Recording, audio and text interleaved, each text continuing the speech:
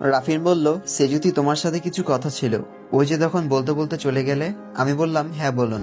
রাফিন বলল, সেজুতি শুভ তখনই চলে আসে। শুভ বলল, সেজুতি তুমি এখনো রেডি হওনি? আর রাফিন কি করছে তোমার রুমে? আমাকে আসতে দিচ্ছিলে না, আর ওকে আসতে দিলে কেন? আমার থেকে ও বেশি গুরুত্বপূর্ণ? সেজুতি বলল, না আসলে ও তখন কি বলতে বলতে। শুভ বলল, চুপ করো, রেডি হও জলদি। আর রাফিন, নিচে চলো আমার সাথে, মা তোমাকে ডাকছেন। রাফিন বলল, আমি আসছি, তুমি যাও। শুভ বলল, আরে এখনই ডাকছেন মা তোমাকে।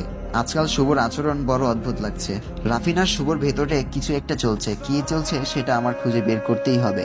আপু চলে এসেছে পার্লার থেকে। আমি এখনো রেডি হইনি। আমি কোনো রকম রেডি হয়ে নিচে গেলাম, আপুর পাশে গিয়ে বসলাম।